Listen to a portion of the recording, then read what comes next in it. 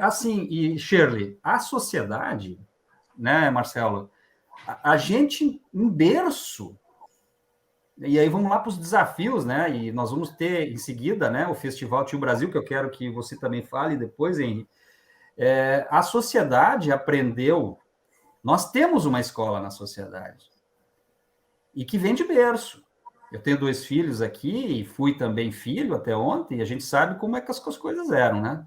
Então, você tem a figura do patriarca ou da matriarca, né, que te diga o que você pode fazer, onde você pode ir, até onde você, né? Você tem essa figura. Aí você sai da figura da família, que tem a figura forte, né, de quem me diz o que tem que fazer, quem é essa referência, você vai para a escola. A escola tem a figura lá do professor, a autoridade do professor, do conhecimento, do saber, e você tem alunos, né? Você não tem lá um mentor e aqui você tem um grupo de pessoas que podem, né? Você tem essa figura, né? Assim, você tangibiliza essa figura, né? Professor à frente, alunos ali. Então, também esse professor está lá para me ensinar e não a gente aprender junto. Você sai da escola, você vai para as organizações. As organizações têm o chefe, a figura do chefe, né? A organização tem a figura de quem manda fazer, de quem diz quanto, como, quando, por quê, enfim, todos os, né, os 5 Ws, 2 Hs, e aí você tem aqui um convite, a partir do que o Lalu está vendo, de ampliação de consciências, a participação, e a característica principal, então, da TIO, exatamente a autogestão, né? As pessoas se autogerirem, assumirem, né, participarem mais disso aí. Então, a primeira pergunta, e depois eu quero engatar outra, eu quero que vocês falem disso para depois, Marcelo, a gente ir para uma segunda. Se temos essa escola aí na sociedade, e esse desafio de implantar, né, Shirley, numa empresa que tem essas características que não são só da organização, é uma característica da sociedade, é a escola da sociedade é assim. Como fazer para a gente, que muro a gente precisa derrubar para que a gente possa avançar numa empresa em que as pessoas assumam um pouco mais? E o assumir um pouco mais significa o quê? Henry e Shirley, peguem aí quem quiser aí, no estilo pipoca. Entendo. Faz sentido a minha pergunta? Entendi. Oi, Henry, eu faço uma fala rápida e aí você é o cara do festival, né? Ah, que isso. É assim, ó, a gente fala muito sobre isso aqui dentro da empresa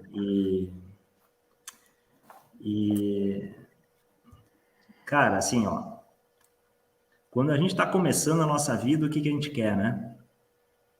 A gente quer, enquanto objetivo de pessoas, né? Cada um tem os seus objetivos, mas em regra, quem quer seguir carreira em ambientes corporativos, em organizações e empresas, os caras querem ser gerente, os caras querem ser diretor, os caras querem estar nessas posições de chefe, né? De comando, né?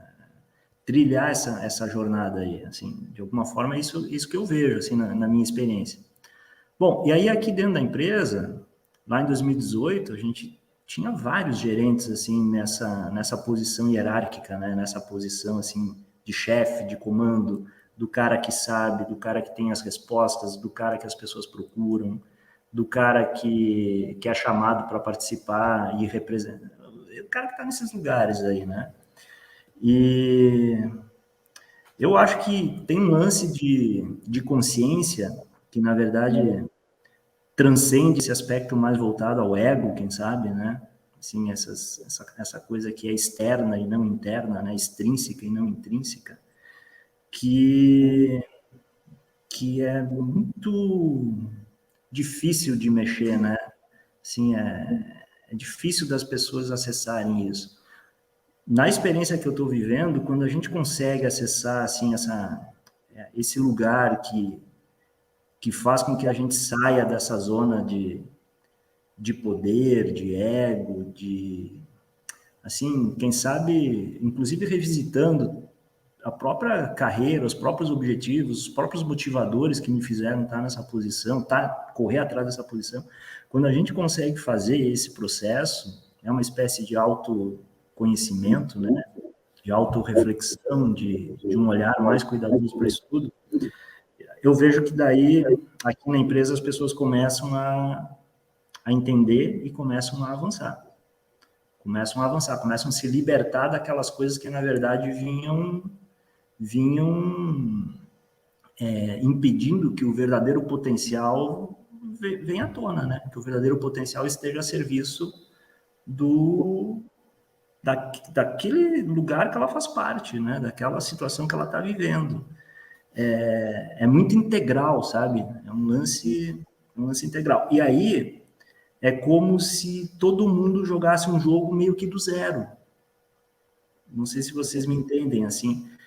É que nem você entrar numa empresa e você não conhece o sistema da empresa. Então, você tem que aprender o sistema. Aquela pessoa que está lá há 20 anos, ela já domina o sistema mudou. Sabe? Então, ela parte do zero igual. Um pouco disso que eu vejo, sabe?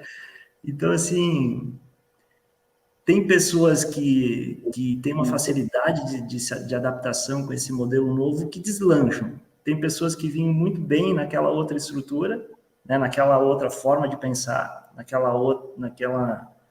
outro modelo de gestão mais laranja, que tem muita dificuldade de poder se adaptar, de poder, entre aspas aqui, né, evoluir. E aí o movimento, porque o sistema é vivo, né, ele atrai e ele acaba, de alguma forma, também excluindo, né, empurrando isso para fora.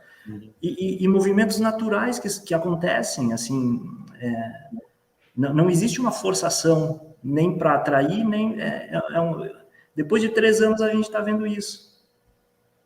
Esses movimentos, eles começam a acontecer naturalmente. É curioso, assim, e aí eu passo para ti, né, Henry, dividir um pouquinho da experiência aqui.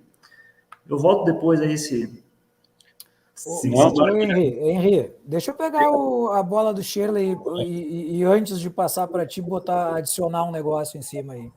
Porque eu estava ouvindo aqui o Shirley falar e aí eu comecei a me lembrar de algumas coisas, tentar sempre colocar em mim o exemplo para ver se eu consigo empatizar com ele de alguma forma, né?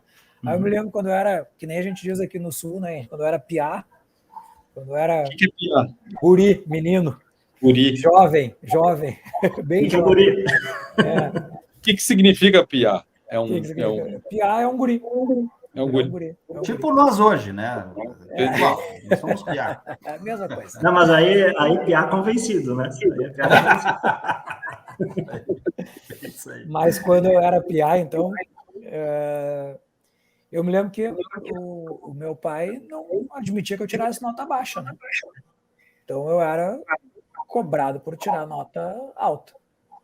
Na cabeça, na estrutura mental de um piá, de um guri, de um jovem, o que tu faz? Bom, não interessa o que eu vou fazer para tirar a nota alta. Eu vou tirar a nota alta. Tá? Aí, aquilo que eu tinha mais facilidade, barbada. Aquilo que eu não tinha tanta facilidade, eu pedi ajuda para os colegas. Aquilo que, quando chegava e tinha prova e eu não sabia, dava um jeito de colar para chegar na nota. E assim tu vai montando as estruturas perseguindo aquilo pelo que tu de alguma forma, medido. Né? Então, o Shirley estava contando aqui agora como isso chacoalha as estruturas e algumas pessoas deslancham e outras pessoas talvez possam travar, possam se questionar, possam derrapar no caminho e tal. Mas se a gente pensar numa estrutura, numa organização teal, ou com mais teal do que as outras cores, para a gente não cair no erro de achar que é uma cor só, o que é o tirar a nota alta?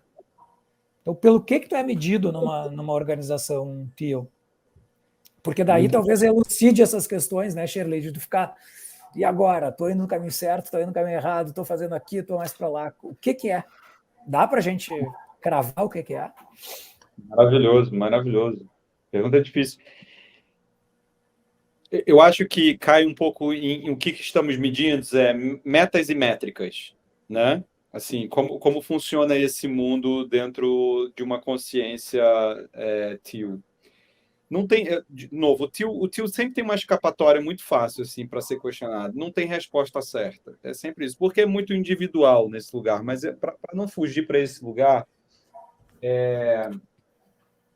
eu acho que se você não aprende a medir no teal, E aí, só abrindo um parênteses, o que você mede no teu? Aquilo que se torna importante verificar avanço. E você tem que ser criativo. E para ser criativo, você tem que desenvolver capacidade de design.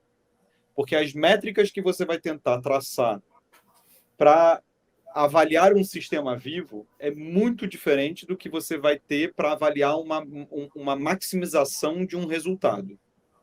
Então, se você insere a complexidade das relações humanas, e isso é importante você trazer para a cultura, em algum momento você tem que medir se você está sendo bem sucedido nisso. Se suas relações estão ficando mais próximas. Como é que você mede uma relação mais próxima ou não? Então você tem que começar a ser bem criativo na ordem de, cara, como é que a gente mensura avanços, né, para subjetividade. E eu acho que isso força outros lugares que são até mais difíceis até. Por exemplo, remuneração. Se você começa a considerar relações, positividade, segurança psicológica como fatores relevantes para o seu negócio, aquelas pessoas que contribuem com isso deveriam ser mensuradas nisso também. A evolução do seu negócio deveria estar sendo mensurada nisso também. Como é que você avalia se a segurança psicológica está presente no seu ambiente? Criatividade. Você tem que desenhar medidores, né, para você, termômetros, para que você faça isso. Eu acho que a sua pergunta, mesmo que eu não tenha uma resposta objetiva para ela me leva para o seguinte lugar. Design organizacional. A capacidade de você lidar com um organismo vivo é a capacidade de você ler e responder ele constantemente. E isso inclui mensuração. Isso inclui, pelo menos, observação. Então, você sai do lugar que você tem uma meta a ser atingida e você passa a ter muitos termômetros e métricas a serem avaliadas. E eu acho que é desse lugar sutil que você começa a ter que ter algumas conversas de vulnerabilidade, algumas conversas constantes. Então, é consistência e cadência para que você mensure avanços que não são de uma ordem tão objetiva quanto um resultado, mas sim de uma ordem subjetiva quanto um relacionamento, quanto uma sensação, quanto um sentimento. E isso é relevante, isso não é um movimento hippie. Isso é, em última instância, resultado.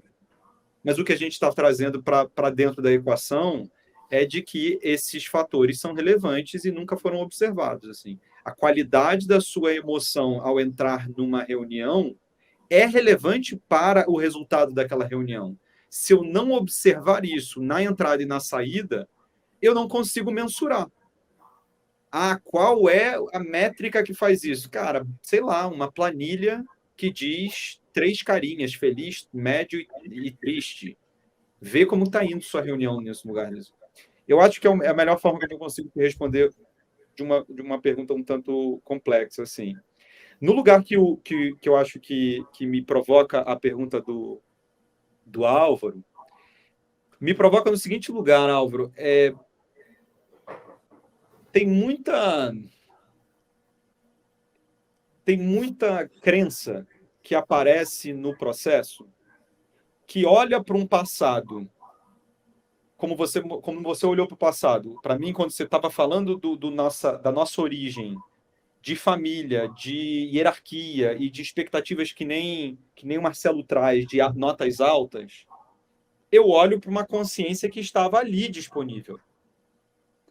Se eu for questionar como que é a transição, como é que eu opero nisso, se é isso que está sendo... É disso que eu estou me nutrindo? A origem está sendo essa?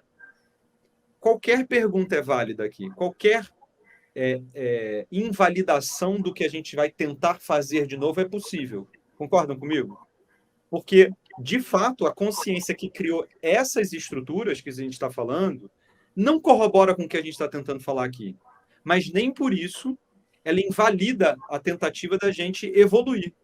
Porque se a gente se banhar nesse ceticismo de onde a gente veio não possibilita a gente evoluir, a evolução em si não seria possível. E tu não vai ser criativo, porque tu não vai ter referência. Então, Claro. o viés que eu boto na minha cabeça não é que isso é um problema, é que isso é o que está estimulando a gente pensar de novo. É Perfeito. isso, essa é a carga de energia que diz, com essa aí não se resolve, pronto, estou evoluindo. A resposta não é nem na negação e nem no ceticismo. É em pegar isso e integrar e falar assim, o que isso serve e o que isso não responde mais. O Henry, até porque a evolução ela tem que ser para algum lugar, mas ela tem que ser de algum lugar, né? Exato. Se não for de algum lugar, você virou verde. E aí você se perde, porque você só fica com a idealização. E aí que eu acho que esse é o negócio que é legal não tem problemas, que nem o Shirley trouxe. Não tem problema uma pessoa não se adaptar ao empurrão de avanço, sei lá, dos processos, elementos TIL de uma organização. Não tem problema. Isso faz parte, né? Você tem que lidar com esse fenômeno. Esse fenômeno não é indesejável. Esse é o fenômeno. E se você está honestamente numa evolução TIL, numa jornada TIL, isso é elemento de trabalho e não elemento de rejeição, né? Tem uma pessoa que não está entrando. Essa pessoa tem que ir embora. Você tem que criar mecanismos para essa pessoa decidir, e a organização como um todo, se isso serve ou não a ela. Mas a rejeição seria um lugar errado de seguir. Ô, Henrique, até para pegar pode ser, Álvaro? Pegar o gancho do... Vai que depois eu quero piramidar aí em cima de vocês, aí, com outra pergunta. Para pegar o gancho do Henrique, ele trouxe agora no final, é um aspecto que eu também queria trazer. Escolhas, né, Henrique? Esse ambiente TIL, esse ambiente autogerido, ele tira a escolha do chefe, né? Ele tira aquela decisão que é do chefe, ele traz a decisão para cada um de nós, né? Então, aqui para falar da nossa experiência, né, o meu papel aqui hoje é muito esse, né? Nós estamos fazendo um trabalho que nós denominamos de preparar a terra, né? Preparar a terra, arar essa terra, né? Arar essa terra, que era justamente dar essa condição para as pessoas refletirem, né? Terem contato com esse lugar de escolhas, porque necessariamente a consciência ainda é muito baixa sobre a condição de eu escolher verdadeiramente, conscientemente, o que eu quero para mim. Né? Ainda fica na minha forma de ver, aqui nas minhas experiências, a regra ainda é as escolhas são tomadas por outros, né? Às vezes eu terceirizo as decisões que devem ser minhas para outros, por N motivos, né? O Álvaro trouxe alguns ali que são aspectos culturais, né? São aspectos que vêm lá da nossa origem. E a palavra observação que você trouxe, eu acho que a gente está muito nessa fase aí da observação.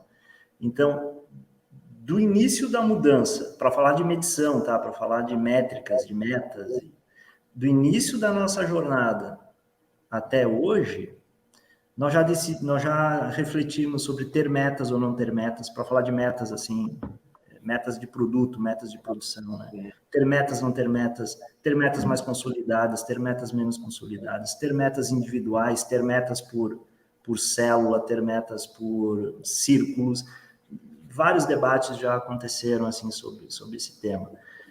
Mas, sem dúvida, o que a gente está usando, né, Álvaro, daí tu me corrige ou me complementa, o que tem feito a diferença é a observação. Então, a gente consegue olhar cada etapa que a gente está passando, e na minha forma de olhar para essas etapas e avaliá-las, a gente consegue ver evoluções muito interessantes. Quando você tira o aspecto da hierarquia e você chama os grupos, e os próprios grupos estabelecem o seu facilitador, o seu líder, né? Os próprios grupos levantam as suas tensões, a gente começa a observar que, por exemplo, sai o medo, né? O medo começa a perder espaço, sai a vaidade, sai o receio, aí tem uma fase que é assim, que as pessoas pensam, será que é de verdade mesmo, né? Então, essas coisas todas vão se movimentando. Nós retomamos agora os encontros presenciais, né? Nós passamos praticamente 2 anos fazendo esses encontros da forma que nós estamos aqui, né? Então, assim, a observação, ela fica um pouco mais limitada, né? Sem dúvida. Retomamos os encontros presenciais. mudou a dinâmica, sabe? Mudou a energia. E os últimos 2 encontros que nós fizemos essa semana passada, na verdade, né?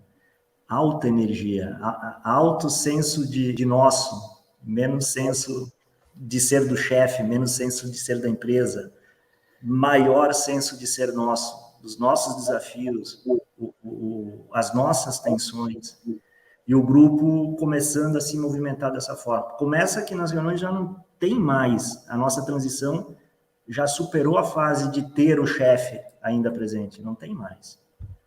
Então, esse espaço que, às vezes, a simples presença dele, de alguma forma, já interferia, né?